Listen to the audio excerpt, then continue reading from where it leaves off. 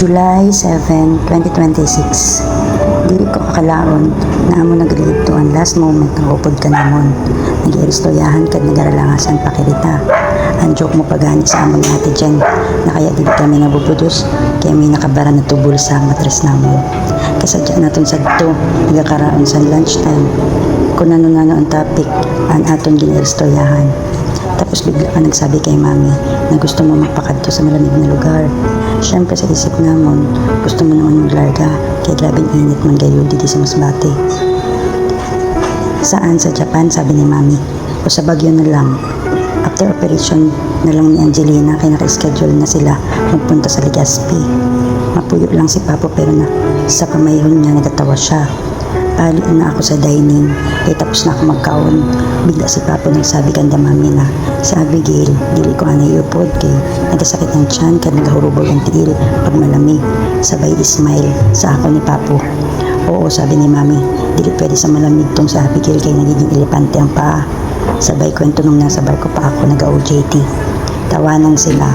Nag-smile man la ako sa Inda tapos nagdiretso ako pa office. Nagsumat ako kanda mama kay Tita Grace. Sabi ko sa Inda, na malarga naman si Papo. Dilig daw niya kami upod ni Torboy kaya nagawrubagan daw ang tiil ko. Mapakadto daw siya sa malamig na lugar. Diin man mapakadto. San o? Kad naka-schedule na kami maglarga sa mata ni Jeline. Sabi man ni mama. Sabay-sabi man ni Tita Grace, kami man gani dapat malarga pero ayaw na lang. Hey.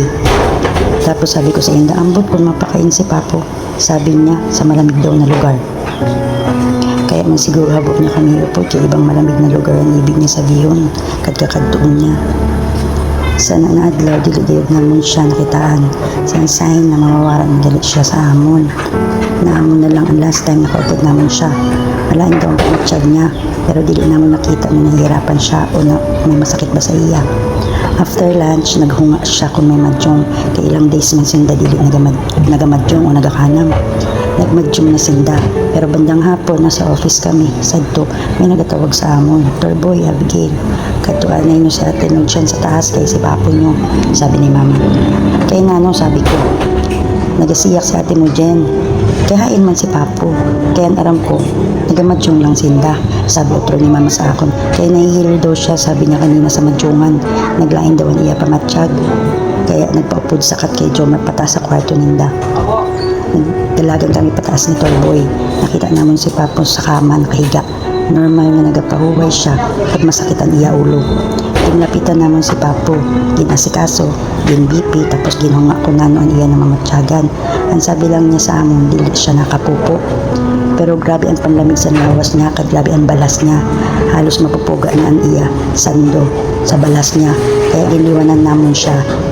Dili na pa noon ni Papo kaya ibangon ang sadirin niya, sadto. Kaya ako, si Ate Jen, at si Torboy. Kad si Lola Day ang nagburulig para mabalyuhan ng iya sando. Nasulgot, kad mapainom siya sa tsaa kay gintimplahan siya ni Ate Jen para nga ni makapupok siya. Ilang beses man naman siya ginagda na mapa-hospital pero habo talaga ni Papo.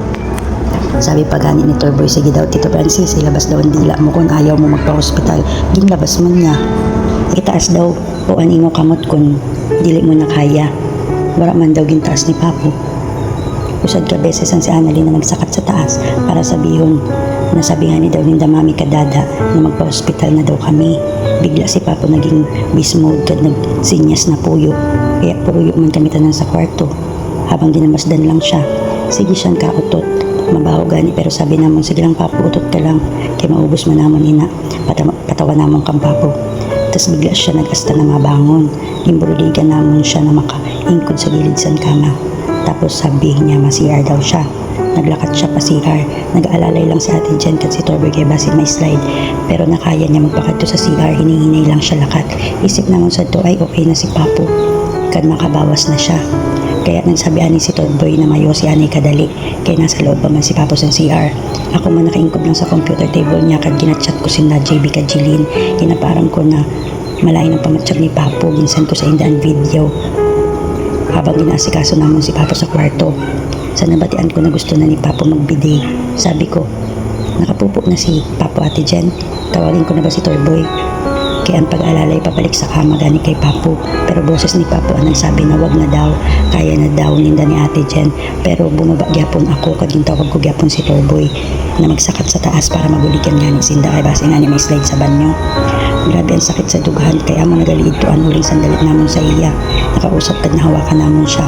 Kaya man habang ginaalalayan namon siya napansin ko na grabe ang iya pag-grip sa braso ko na dili man niya dati ito ginahimo. Next ko siya nakita, ginababa na siya sa hagdan. Pero nag-react ako, nano kay ginaalsa na ninda si Papo sa sugad sa to. Sabi ko, nano ina kay ginaalsa niyo si Papo. Kauna ko kaya na ni Papo maglakat kaya gani payag na gani siya magpa-hospital kami. Sabay hanap ko kan Torboy. Ginunga ko si Torboy kung ano nangyari sa taasan, gimpasakat ko siya. Kaya nagbaba lang ako para tawagon siya. Tapos nakita ko ginaalsa na si Papo. Okay pa lang si Papo sa CR kanina bago ako magbabapan. Sabi man ni Torboy sa akon. Pagsakat daw niya, nakaupo daw si Papo sa gilid sa kama. Kaya naglabas na nga ni San CR, nakalakat na siya. Sabi daw ni Ate Jen, nagsabi na daw si Papo na mapa-hospital na. Kaya nang san paghalapit ni Torboy kay Papo, ginunga gyapon niya. Sabi ni Torboy, ano to, mapa-hospital na tayo. Nag-thumbs up lang daw si Papo sa iya, tas nag-smile.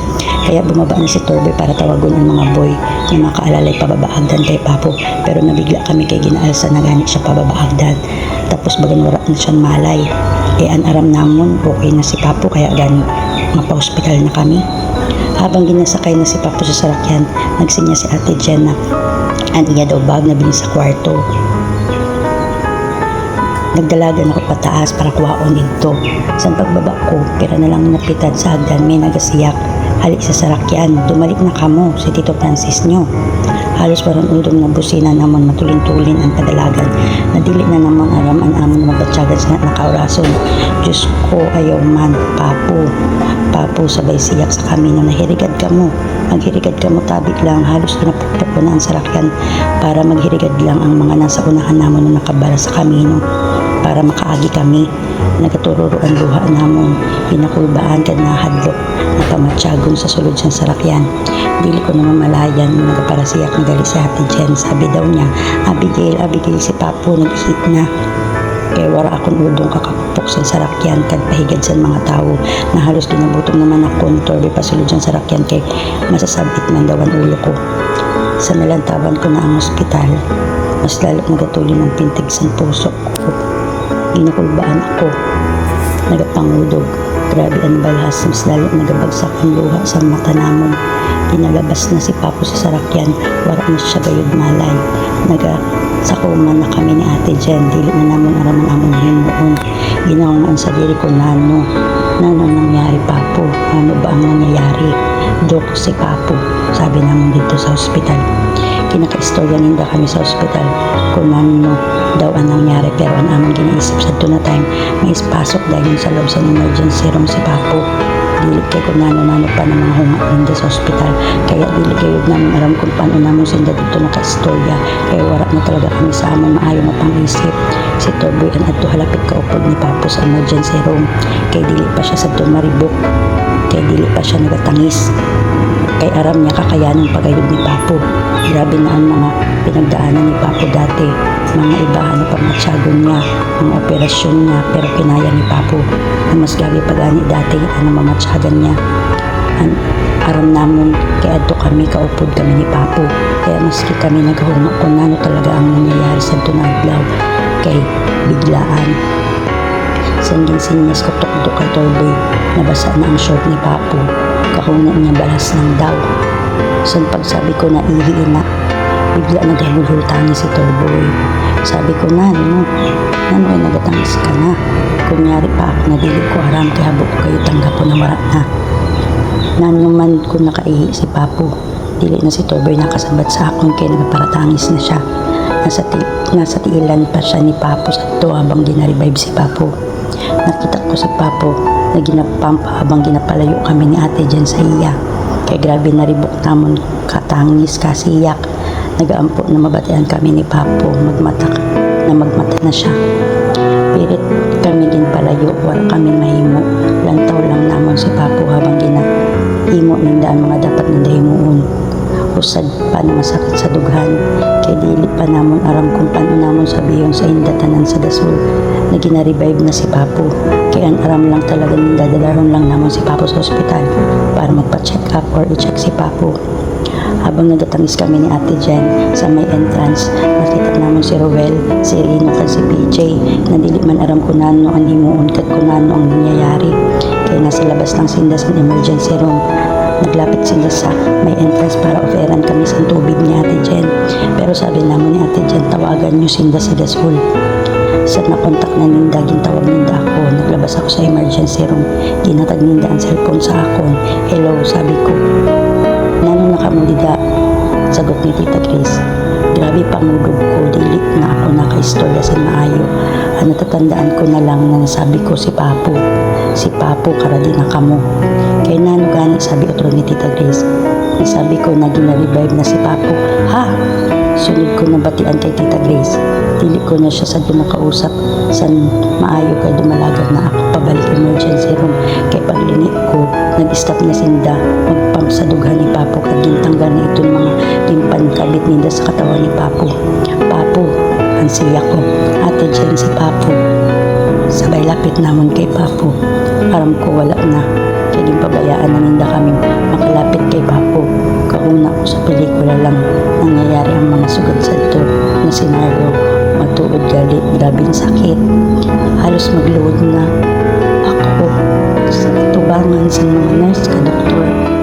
Dili pwede kamo maghulong, igwapan paraan. Pero sabi ninda wala na daw talaga. Ginimo na ninda tanan para ma-revive si Papo. Sabi ko man habang hawak-hawak kamay ni Papo, kaya pa ina, mabalik pa si Papo. Truhan niyo please, nagamakaluoy ako. Sige na po please, kaya pa niyo ina, may paraan pa po. Sige na po. Napalingon ako kay Turboy. Sabi ko, baby, sabiya sa inda na imuon ito na ginakuryente. Wala pa sila sa ito naggamit. Amo ang gusto ko himuon inda. Kaya amo ang nakikita ko sa pelikula. Possible na mabuhay pa si Papo kung magamit sa ito. Wara ko pa no nakita na nagamit sinda sa ito. Kaya grabe ang akong pastidyo sa inda. Please, sige na po. Kaya pa po nyo ina. Gamitan nyo sa ito habang ginasinyas ko. Himo sa dughan ni Papo. Please po. Kinakirita lang ninda kami. Wara na sindang hindi mo. Kaya wara na daw talaga. Mabalik pa si Papo. Sige na po, sabi ko. Papo, balik ka na. Papo, mata ka na. Adi kami ni Ate Jen, o. Mag-travel pa kita. Maupog pa kami ni Turboy pa Bagyo. Mata ka na po. Grabe na tangis namon habang ginaka-istorya na lang siya. Natani, ibabatian pa niya kami. Papo, magmata ka na po.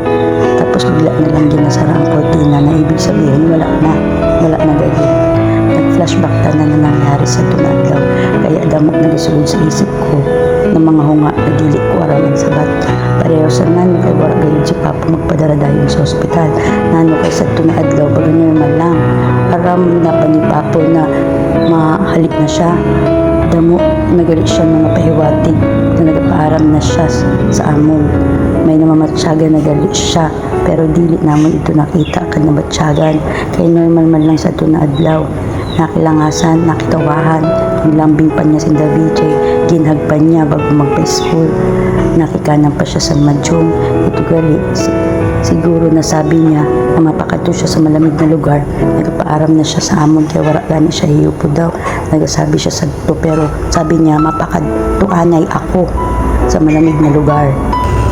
Naalala ko kapag nag-travel kita, Papo, before kita maglarga pa ibang bansa o sa kakatuan ta. Nagapamol kita, kinapapili mo kami sa namon gusto.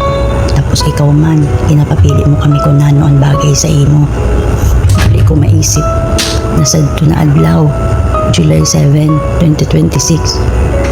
Kabaong muna, anong ginapili namon, Papo, para sa imo.